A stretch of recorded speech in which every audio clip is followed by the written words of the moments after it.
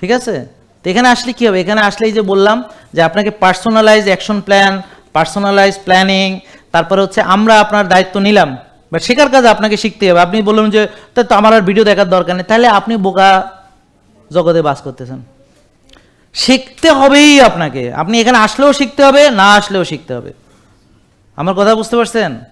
গবেষণা করে দেখা গেছে যারা জেনে মানে তারা অনেক বেশি উপকার পায়, যারা না জেনে মানে তাদের চাইতে অনেক বেশি উপকার পায়। এই জন্য অন্ধ অনুসরণ খুবই ডেঞ্জারাস।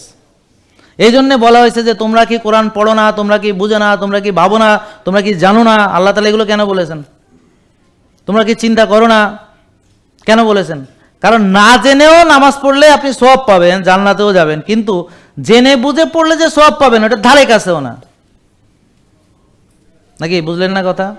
আপনি যদি কোরআন না বুঝা একদম পুরো খতম দেন, আপনি কিন্তু সওয়াব পেয়ে যাবেন, কিন্তু আপনি নিজে খতম হয়ে গেলেও কোরআনের উপকার পাবেন না কোনোদিন। মানে এখানে যে ঘুমের কথা বলা হয়েছে, আমি ঘুমের আয়াতটা বুঝলাম, আমি এখন আর্লি ঘুমাবো। এখানে যে ধৈর্যের আয়াত বলা হয়েছে, আমি ধৈর্যশীল হব, ক্ষমাশীল হব, আমি দানশীল হব, আমি কল্যাণকামী হব। তো এই যে মানুষ যে সব কোরআনে হাফেজ হইয়া গেল, কোরআন পড়িয়া খতম দিয়া নিজেও খতম হইয়া পেঁয়াজু বেগুনই খাইলো সারা রমজান মাস, তা কী লাভ হইল? রুগী হইল, ওষুধ মুক্ত হইতে পারলো না, তো কী লাভ হইল? তাহলে হালাল আর তৈয়বা, মানে তারা আয়াত পড়ছে হালালাং তৈয়বান, আল্লাহ তারা মনে করছে কি শুধু হালাল, তৈয়বার ব্যাখ্যা কেউ করে না ভাই, বিশ্বাস করেন।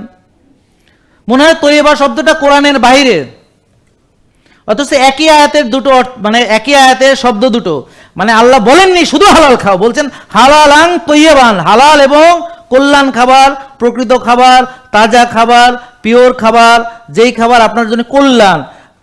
হালাল এবং কল্যাণ, হালাল এবং পিওর, হালাল এবং খাঁটি, হালাল এবং তাজা, হালাল এবং রিয়েল ফুড, বিকৃত খাবার না।